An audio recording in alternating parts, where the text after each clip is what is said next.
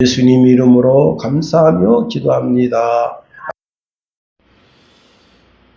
남성이 이제 높은 곳에서 떨어졌는데 뒤로 떨어지면서 목뼈가 부러졌습니다. 문제는 바닥이 눈이었는데 잠옷 한 장 입고 영하 13도, 14도 날씨에 뒤로 넘어져서 집도 외딴 곳이라 아무리 소리쳐도 아무도 오지 않는데 그때 믿기 힘든 일이 벌어졌는데 집 안에 있던 골든 리트리버 이름은 켈시인데 뛰쳐나와서 자기 주인 몸 위에 이제 자기가 걸터 앉아서 주인이 잠들지 않게 하기 위해서 계속 핥아서 주인을 이제 19시간을 지켜냈습니다.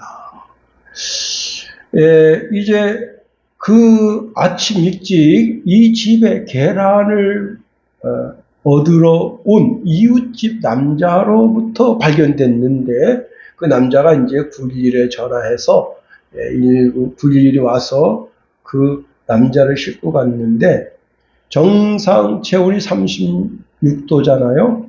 체온이 21도로 떨어져 있었고 사망 직전이었다 하는 겁니다.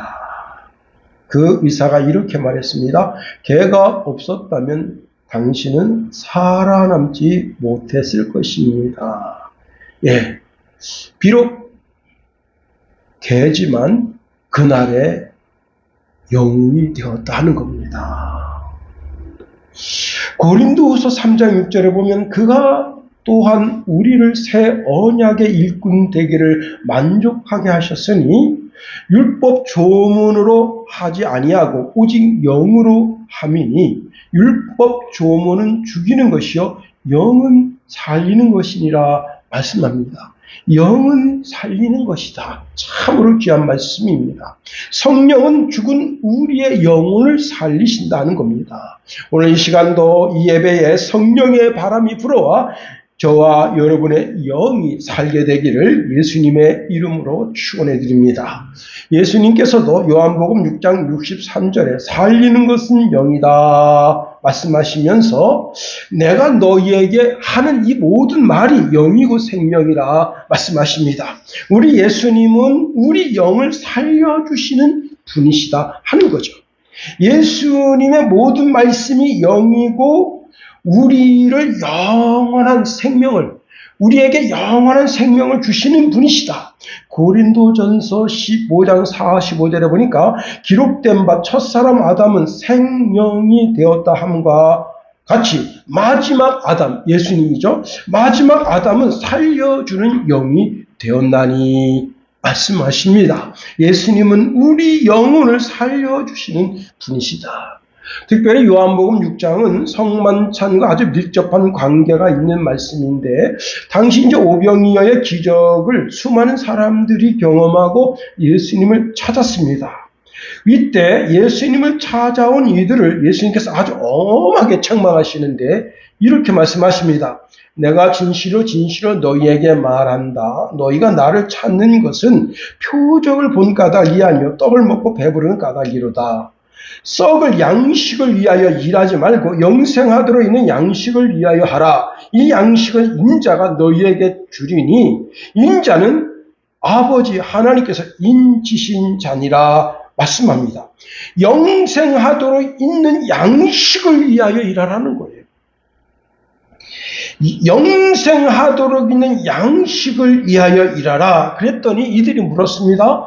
우리가 어떻게 하면 하나님의 일을 하오리까 하니 예수님이 이렇게 말씀하십니다. 하나님께서 보내신 이를 믿는 것이 하나님의 일이니라 말씀하십니다. 그런데 하나님이 보내신 이가 누구예요? 바로 예수님이죠. 예수님을 믿는 것인데 예수님의 살과 피, 다시 말하면 그 성만찬 의식을 말씀하시기 그 이전에 이들이 경험한 것이 무엇인가 하면 벳세다 광야에서 오병이어의 기적을 맛보았단 말입니다.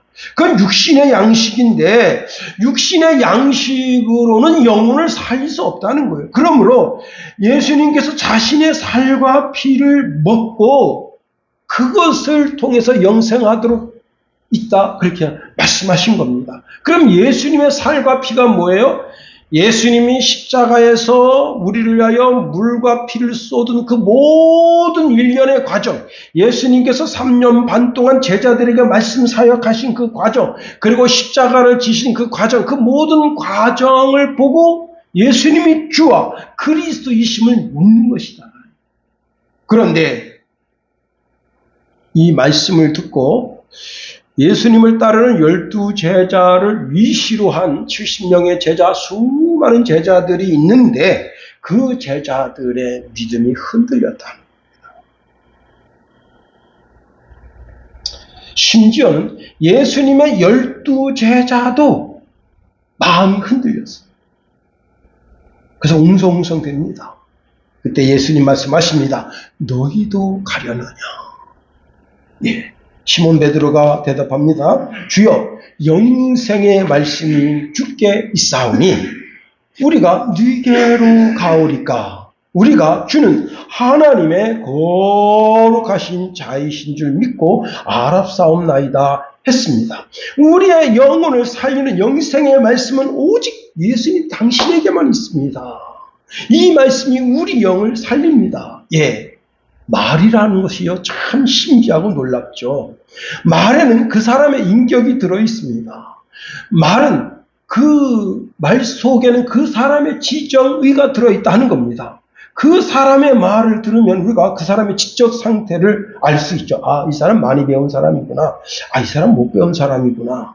예, 지식의 높고 낮음을 알 수 있습니다. 또 그 사람의 감정을 알 수가 있습니다. 아, 이 사람 화가 났구나. 아, 이 사람 참 매우 차분한데? 예, 그 사람의 감정의 상태를 알 수가 있습니다. 또 그 사람의 의지를 알 수가 있습니다. 한 21살 먹은 친구가 이제 군대 영장도 나와 있는 그런 상태인데 이상한 문구를 남겼습니다. 뭐라고 남겼냐면 너희들은 잘 살아라. 너희들은 잘 살아라. 그래가지고 이 문구를 받아든 그 친구가 처음엔 별 생각 없이 왜 이렇게 글을 썼지 하고 생각하다가 최근에 이제 그 점주하고 알바를 하는데 그 점주와의 어떤 갈등 뭐 이런 얘기를 내가 들은 바가 있었는데 그것이 쟁점화됐는가 해서 119에다 전화를 했습니다. 혹시 이 친구가 너희들은 잘 살아라 이렇게 했는데 혹시 자살하려는 문구가 아니겠습니까? 그러니 한번 가봐 주시면 어떻겠습니까? 그래서 갔더니요, 예, 자살 직전이었습니다. 예, 그 친구 때문에 그날 살은 거예요. 그런데 이 친구가 이제 그 CU 같은 편의점에서 알바를 하는데 거기서 지금 그 점주로부터 고소를 당한 상태입니다. 돈이 없어졌다, 뭐 상품이 없어졌다, 이런저런.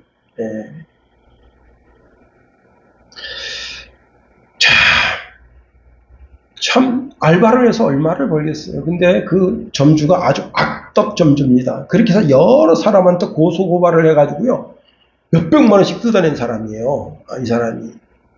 그 전에 있던 사람. 근데 이제 그 알바를 하면, 편의점에서 알바하면 뭐 먹을 수가 있잖아요.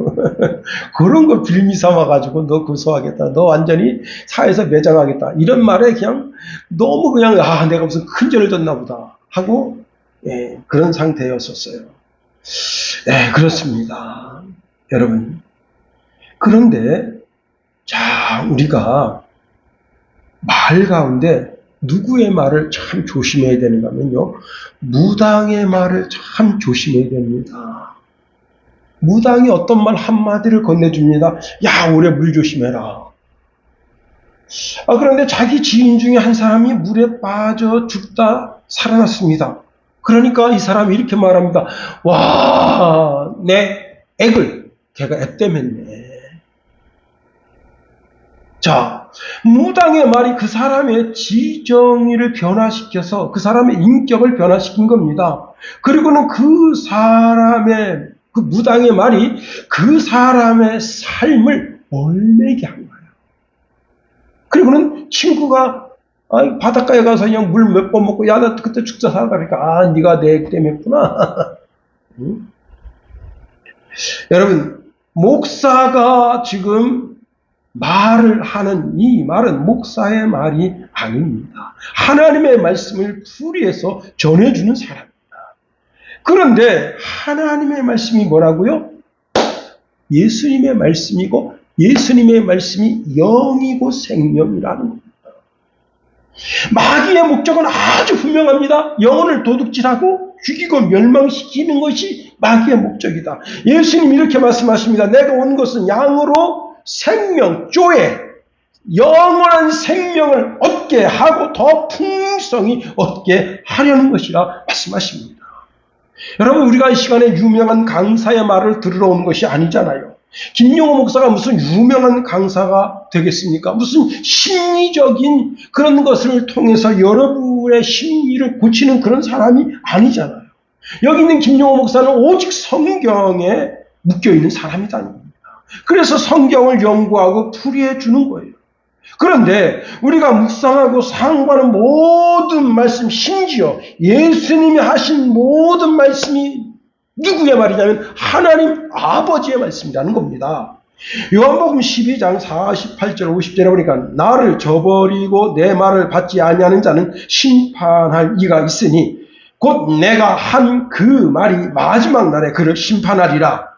내가 내 자의로 말한 것이 아니요 나를 보내신 아버지께서 내가 말한 것과 이룰 것을 친히 명령하여 주셨으니 나는 그의 명령이 영생인 줄 아노라. 그러므로 내가 이루는 것은 내 아버지께서 내게 말씀하신 그대로니라 하시니라. 예수님이 하신 모든 말씀은 누구의 말이라고요? 하나님 아버지의 말이라는 거예요. 그러니까 하나님 아버지의 말을 예수님이 받으시고 그 말씀을 우리에게 주셨고 그 말씀을 성경에 쓰었고 그 성경에 쓰여져 있는 말씀을 목사가 연구하고 풀이해서 여러분 이 시간에 하는 것은 누구의 말씀이라고요? 곧 하나님 아버지의 말씀입니다. 그런데 그 말이 무슨 말이에요? 영의 말이란 말이에요. 영의 말. 예, 영의 세계의 말씀이라는 겁니다. 그렇습니다. 오늘 본문의 니고데모는 유대인의 관원입니다. 이스라엘의 선생입니다. 그는 율법에 정통한 사람이고 종교적으로 존경받는 위치에 있습니다. 그런데 그가 뭐라고 말하는가 하면 예수님의 말씀에 어찌 그런 일이 있을 수 있습니까? 라고 예수님이 하신 모든 말씀을 반대했습니다. 이것은 단순한 무지가 아니라 인간의 지식으로서 영의 세계를 깨달을 수 없음을 보여주는 말씀이다 하는 겁니다. 우리가 오늘 본문에 있는 말씀을 통해서 거듭남의 본질과 믿음이 얼마나 중요한지 그리고 예수님을 통한 영생 얻는 길이 무엇인지 한번 살펴보도록 하겠습니다. 첫 번째는요. 니고데모는 영적인 사람이 아님에도 불구하고 겸손한 자세로 예수님께 나왔다 하는 겁니다. 여러분, 겸손한 자세는 모든 사람으로 하여금 기쁨을 주는 그런 자세입니다. 니고데모는 당대의 최고의 종교 지도자 중에 한 사람입니다. 그런데 그는 체면을 앞세우지 않았습니다. 그는 자신이 모르는 것을 아는 체 하는 어리석음을 범하지 않았습니다. 그는 자신이 이해되지 않고 모르는 말씀 앞에 솔직하게 질문을 던진 겁니다. 그렇게 보면 이 사람은 참으로 겸손한 사람이라는 겁니다. 니고데모가 예수님을 가리켜서 예수님을 하나님께로부터 온 분이라고 고백합니다. 이 말 무슨 뜻인지 알아요? 니고데모는 최소한 예수님이 설교 말씀 증거하시는 그 현장에 있었다는 겁니다. 그러니까 지금 여기 밤에 지금 예수님께 단독적으로 1대1로 만나기 위해서 왔지만 사실은 니고데모는 그 전에 예수님이 설교할 때 그 설교 현장에 있었다는 거예요. 그리고 그 표적을 보았다는 겁니다. 그 모든 것을 보고 자신이 이해되지 않고 모르는 말씀 앞에서 솔직하게 질문을 던진 겁니다. 이렇게 보면 그는 어떤 사람이에요? 참으로 겸손한 사람이다. 그런데요, 겸손한 사람은 누구나 다 좋아한다는 사실입니다. 근데 교만한 사람은요, 자신의 직책, 자신의 직위를 생각해서 자신의 모든 것을 안다고 스스로 마음을 높이는 어리석은 태도를 취한다 합니다. 아무리 훌륭한 선생님이라도 모르는 것은 모른다고 해야 되는데 자기가 완벽한 지식의 소유자인 것처럼 학생들 앞에 자기 자신을 드러내는 겁니다. 오히려 훌륭한 선생님은요, 학생들 앞에서 나도 잘 모르겠는걸, 야, 우리 같이 그 문제를 연구해서 풀이해보자, 이렇게 동기부여를 할 수 있어요. 그런데 교만한 교사는 야, 그까짓 것도 모르냐, 사실 자기도 모르면서. 예. 하나님은 교만한 자를 물리치신다. 예. 그러니 교만은 하나님의 은혜를 막는 엄청난, 하나님의 축복을 막는 엄청난 피해를 일으키는 것이 알 수 있어요. 우리는 늘 겸손한 사람에 대해서 하나님의 진리를 하나도 빼놓지 않고 다 배워서 축복의 은혜를 덧입어야 한다는 겁니다. 신앙생활에 있어서 아주 위험한 사람이 누구냐? 자신도 모르면서 다 아는 것처럼 과장하는 사람. 예. 더 나아가 자신이 모른다는 사실을 모르는 사람. 참 어리석은 사람이죠. 열왕기상 10장에 보면 스바 여왕이 솔로몬을 찾아와서 솔로몬의 지혜와 그 솔로몬이 나라를 경영하는 그 모든 것을 보고 크게 놀라는 장면이 나옵니다. 특별히 이제 그 예루살렘 성전에 있는 그 계단을 보고 눈이 휘둥그레졌다고 성경은 말씀하고 있습니다. 그런데 이 스바 여왕이 솔로몬에게 말할 때는 뭐라고 말했는가 하면요, 복되다 당신의 사람들이여, 복되도다 당신의 이 신하들이여, 항상 당신 앞에 서서 당신의 지혜를 들음이로이다 말씀했습니다. 예, 스바 여왕이 부러워한 것은 솔로몬이 애굽에서 보았든지 어느 나라에서 보았든지 아니면 그림으로 보았든지 그걸 보고 예루살렘 성전을 멋지게 정말 삐까뻔쩍하게 해놓은 그것을 보고 스바 여왕이 부러워한 것이 아니고 솔로몬 왕의 입의 지혜의 말을 듣는 그 솔로몬 왕 밑에 도열하고 있는 수많은 신하들을 보면서 그 이스라엘 백성들을 보면서 부러워했다는 겁니다. 왜? 솔로몬 왕이 하나님께 받은 지혜의 말씀을 언제라든지 솔로몬의 입을 통해서 들을 수 있었기 때문인 겁니다. 그런데 우리는 스바 여왕을 부러워할 필요도 없고 솔로몬도 부러워할 필요가 없습니다. 왜? 우리에게 예수님이 계시다. 마태복음 12장 42절에 보니까 예수님은 자신이 솔로몬보다 더 큰 이라고 말씀하십니다. 솔로몬에게 지혜를 주신 그분이 우리 주님이시고, 우리 주님은 지혜의 근원이 되신 분이시고 생명의 근원이 되신 분이시다. 니고데모가 가장 잘한 것은 지혜의 근원, 생명의 근원, 복의 근원이 되시는 예수님께 나아온 것이라는 겁니다. 당시 니고데모는 아직 영적인 세계를 이해하지 못했습니다. 그래서 육적인 기준으로 판단한 겁니다. 예수님께서 거듭나야 한다 하니까 육체적으로 다시 태어나야 하는가? 그래서 그가 이렇게 질문했습니다. 사람이 늙으면 어떻게 날 수 있사옵나이까? 두 번째, 모태에 들어갔다 날 수 있사옵나이까? 라고 물은 것입니다. 여러분, 학문이 높고 세상적 지혜가 뛰어난 사람도 성령이 깨닫게 해주시지 아니하시면 아무것도 깨달아 알 수가 없는 겁니다. 그렇습니다. 바울은 이렇게 말합니다. 육에 속한 사람은 하나님의 성령의 일을 받지 아니하나니 이는 그것들이 그에게는 어리석게 보이며 또 그는 그것들을 알 수도 없나니 이러한 일은 영적으로 분별되기 때문이다 말씀하십니다. 이 사람 왜 이러지? 육신에 속한 사람이기 때문에 그렇습니다. 영적으로 알면 아주 부끄러운 일이죠.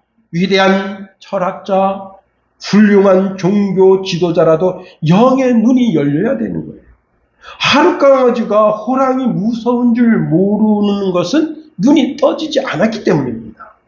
영적인 눈이 열려지면 예수님의 그 생애와 십자가, 그 십자가에서 흘리는 물과 피, 여기에 엄청난 하나님의 사랑이 녹아 들어가 있다는 사실을 알게 되는 거죠.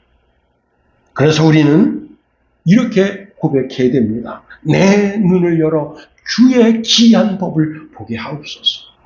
그렇습니다. 두 번째로 불신앙이 너무 위험하다는 겁니다. 초등학교 5학년짜리가 남의 차를 훔쳤는데 첫 번째는 이제 아버지 차를 훔쳐서 320km를 끌고 다녔어요. 야, 대단합니다. 초등학교 5학년짜리가 이제 경찰서에 붙잡혀 갔는데 촉법소년이라고 해서 풀려났는데 5일 만에 다시 이번에는 남의 차를 훔쳐서 몰고 다니다가 경찰에 걸렸습니다. 이 학생이 이렇게 한 이유는 법을 몰라서 그러는 거예요. 법을. 피해 차량의 수리비, 또 인명피해, 재산피해, 이 모든 민사적 책임은 면할 수가 없습니다. 그 아버지가 다 물어줘야 되는 거예요. 응? 이 애가 차를 끌고 시장 바닥에 들어갔는데 차 2대를 부딪혔는데요.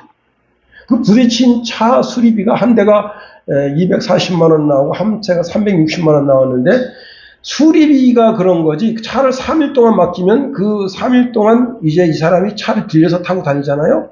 그게 하루에 또 20만 원씩 한단 말이에요. 응? 왜 그런 거예요? 무지해서 몰라서 그런 거예요. 그런데 신앙에 있어서 무지한 것도 불신앙이다 하는 겁니다. 하나님께서 이미 말씀으로 밝히 보여주셨는데 알려 하지도 않고 들으려 하지도 않고 순종하지도 않으려고 하는 그런 불신앙, 그런 불신앙 때문에 하나님께 매를 맞습니다. 호세아 선지자가 이렇게 말합니다. 내 백성이 지식이 없으므로 망하는도다 말했습니다. 여기 지식은 세상적 학문이 아니라 하나님을 아는 지식입니다. 하나님을 알지도 못하고 결국 우상을 따르고 죄를 가볍게 여기서 멸망의 길로 간다. 제가 오늘 이제 아버님 모시러 시골집에 가면서 성경 말씀을 들었는데 아사왕에 대한 이야기가 나옵니다. 그 아사왕이 이제 예루살렘 안에 우상 섬기는 것을 다 정비를 했는데 산당은 제거하지 않았다는 겁니다. 그런데 산당을 제거하지 않았는데 백성들이 결심했대요. 무슨 결심을 했는가 하면 우상을 잘 섬기기로 결심했다는 거예요. 왜? 산당을 제거하지 않으니까 산당 안에는 그 산당 우상 섬기는 게 있단 말이에요. 그러니까 아사왕이 그것까지 싹 개혁했으면 얼마나 좋았을까 하는 생각을 가지게 됩니다. 나는 그 백성들이 결심했는데 우상을 섬기기로 결심했다. 그 테마를 듣고 너무 그냥 야, 지도자가 이래서 중요하다. 여러분, 하나님을 아는 지식을 가볍게 여기면 안 되는 겁니다. 하나님을 알지 못해서 결국 우상을 따르게 되고 우상 따르는 죄가 가장 큰 죄인데 그 죄 때문에 하나님은 멸망길로 가게 하신다 하는 겁니다. 그렇습니다. 예수님도 사두개인들에게 경고의 말씀을 하십니다. 마태복음 22장 29절에 보니까 너희가 성경도 하나님의 능력도 알지 못하여 오해하였다 했습니다.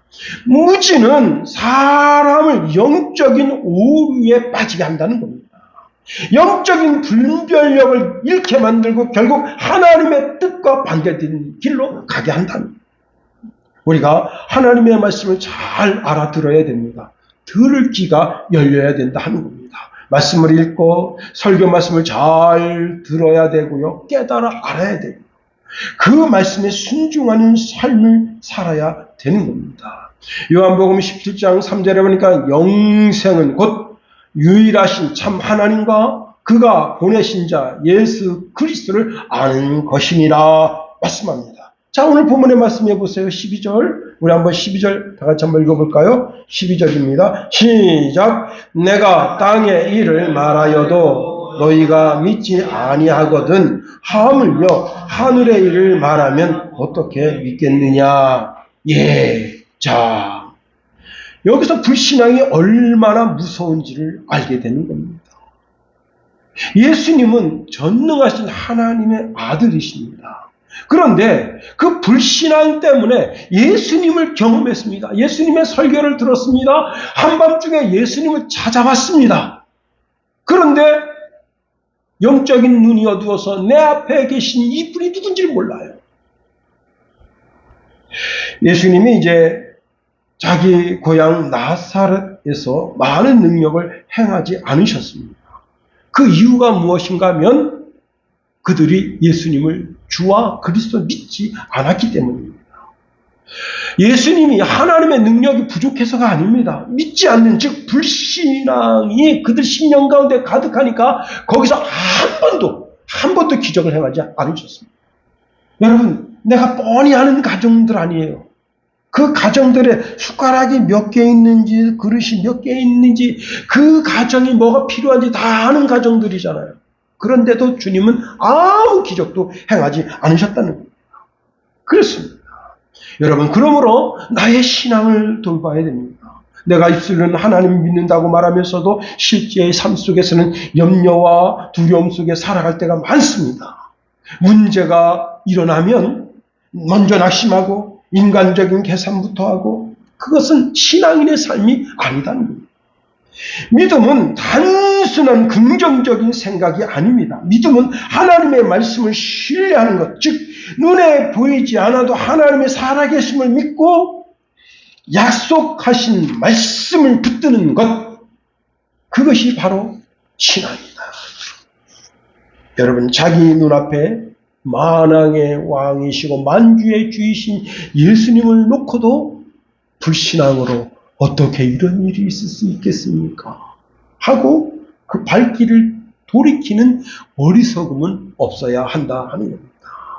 세 번째로, 믿음으로 중생 곧 거듭남이 이루어진다 하는 겁니다. 예수님은요, 사람이 거듭나지 아니하면 하나님의 나라를 볼 수 없느니라 말씀하십니다. 이 거듭남이라고 하는 것이 교회 다니면 저절로 얻어지는 것이 아니다 하는 겁니다. 내 영혼의 출생, 태어나다. 예, 거듭남이라고 하는 것은 거듭 두 번 태어나다. 예, 우리가 지난 시간에 살펴봤죠. 위로부터 태어나다, 그런 뜻입니다. 예, 이 거듭나는 것이 내 인격적인 변화하고 삶의 변화라고 착각하는 큰 오산입니다. 그런 것이 아니에요. 내가 어떤 죄를 짓고 그 죄에 대한 뉘우침을 통해서 어떤 회개의 각성이 일어나는 그런 것으로 생각하는 큰 오산입니다. 이것은요, 완전히 새로운 존재로 태어나는 거예요. 영접하는 자, 곧 그 이름을 믿는 자들에게는 하나님의 자녀가 되는 권세를 주셨으니 이는 혈통으로나 육정으로나 사람의 뜻으로 나지 아니하고, 잘 들으세요, 사람의 뜻으로 나지 아니하고, 예, 오직 하나님께로부터 난 자들입니다. 하나님께로부터 새로 태어남을 입었다는 겁니다. 우리가 거듭났다는 것을 제일 먼저 나라는 사람의 옛사람이 죽은 것이다. 옛사람이 죽은 것이고 죄를 사랑하고 세상을 따라가던 옛 성품이 완전히 십자가에서 죽은 것이에요. 자기 중심적인 삶이 끝났다는 겁니다. 우리는 내가 그리스도 예수를 주로 고백하고 세례를 받았습니다. 이것은 예수님과 신비적인 연합인데, 세례가 놀라운 것은 예수님이 하나님 아버지의 영광을 힘입어 죽은 자들 가운데서 살아나신 것을, 또한 우리도 예수님과 함께 죽고 예수님이 새 생명 가운데 부활하신 것처럼 우리도 새 생명 가운데 부활의 영광을 얻게 하려 하시는 것이다 하는 겁니다. 우리가 예수님과 신비적인 연합을 함으로 말미암아 예수님과 하나 되는 것이고, 그가 죽으셨을 때 우리도 죽고, 그가 무덤에 들어가셨을 때 우리도 무덤에 들어가고, 그가 부활을 하셨을 때 우리도 부활해서 예수님과 나라고 하는 존재가 하나 되는 것을 나타내는 것이, 우리의 옛사람이 그리스도와 함께 십자가에 못 박혀 죽은 것은 죄의 열매인 몸을 죽음으로 더 이상 죄의 노예가 되지 않게 하는 겁니다. 이로 인해서 우리는 마귀의 세력, 죄의 세력, 죽음의 세력에서 해방됐다. 이제 우리가 그리스도와 함께 죽었다면 우리는 그리스도와 함께 어떻게 다시 살아나야죠. 다시. 그것이 거듭난 거예요. 이제 우리가 더 이상 우리 자신을 죄가 지배하지 못하도록 해야 되는 겁니다. 죽음이 우리를 더 이상 지배하지 못하도록 해야 되는 거예요. 이제 우리는 세상에 대하여, 죄에 대하여, 마귀에 대하여 살지 아니하고 하나님의 얼굴을 대면하며 사는 사람이다. 우리가 날마다 하나님의 얼굴을 대면하며 사는 것은 영원히 사는 자를, 내가 영원히 사는 자라고 하는 것을 나타내는 것이다. 바울은 이렇게 말씀하고 있습니다. 로마서 6장 11절에 보니까 이와 같이 너희도 너희 자신을 죄에 대하여 죽은 자요 그리스도 예수 안에서 하나님께 대하여 살아있는 자로 여길지어다. 여기 대하다라고 하는 말은 얼굴을 대한다는 거예요. 하나님 얼굴을 대하여 사는 자로 너는 너 자신 그렇게 알아라. 바울은 거듭남에 대해서 에베소서 2장에 너희는 그 은혜에 의하여 믿음으로 말미암아 구원을 얻었나니 이것은 너희에게서 난 것이 아니요. 뭐라고요? 너희에게서 난 것이 아니라 하나님의 선물이라 했습니다. 자, 내가 거듭나는데 내가 한 일이 아무것도 없다는 거예요.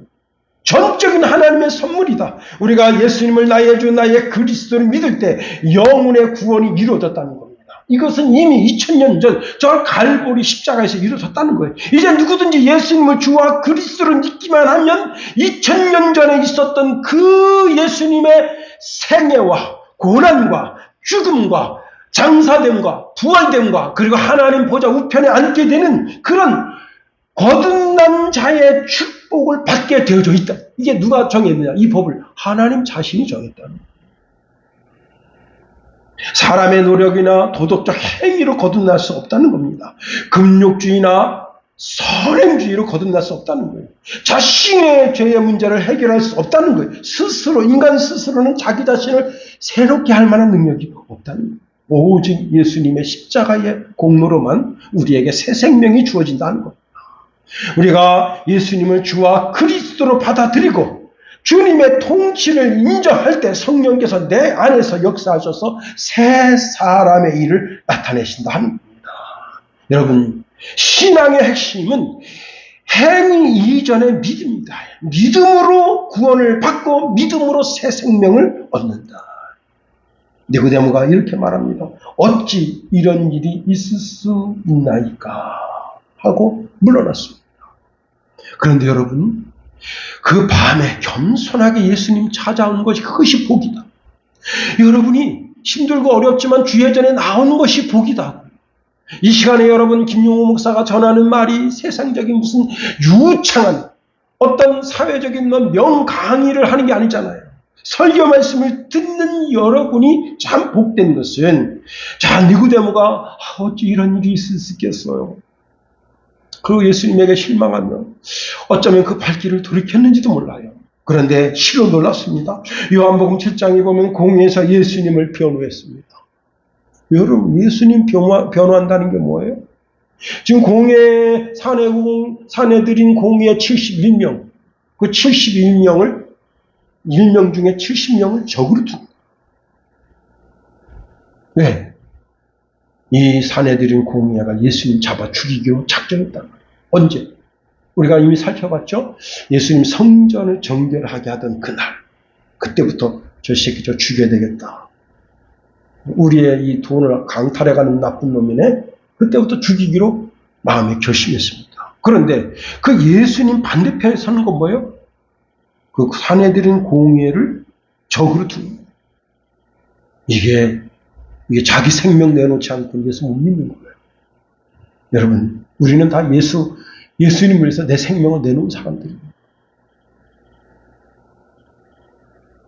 여러분, 그 삼척의 한 소년이 나는 공산당이 싫어요. 그래서 죽었잖아요.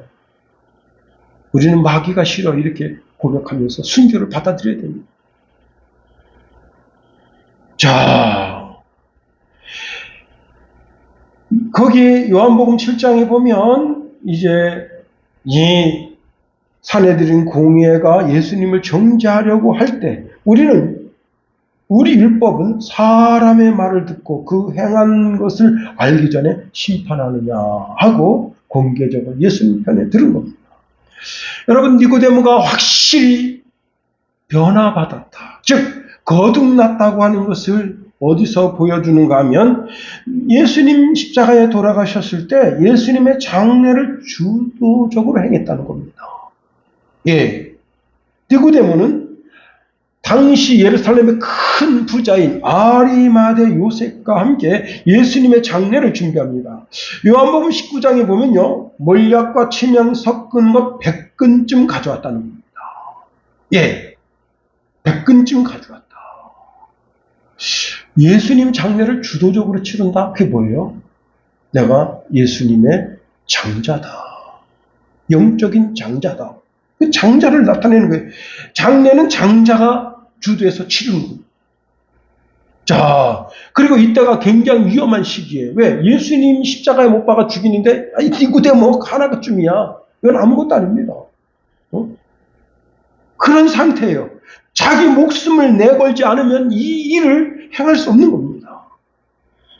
니고데모의 신앙은 율법주의 종교적 신앙에서 여러분 거듭남으로 말미암아 말씀을 듣고 거듭난 신앙, 즉 하나님 편에서는 공개적으로 예수님을 나의 주와 그리스도이심을 고백하며 사는 삶을 나타냈다 하는 겁니다. 니고데모의 신앙의 삶은 처음부터 완성된 신앙의 모습을 보여준 것은 아니었습니다. 시간이 지나면서 그 말씀을 계속해서 꾸준히 듣고 예수님이 행하시는 표적을 보고 예수님이 이분이 정말 하나님의 아들이시구나. 그리고는 그의 심령 속에 놀라운 인격적 변화가 있었어. 하나님께로부터 새로 태어남을 입어 한 시대 멋지게 그리스도 예수의 변호인으로 살았다.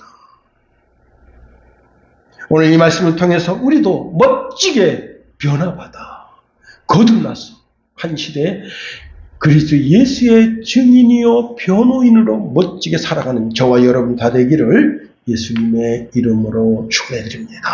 기도하겠습니다. 하나님, 우리를 붙드시며 인도하여 주시옵소서. 하나님의 크고 강한 능력의 손으로 붙잡아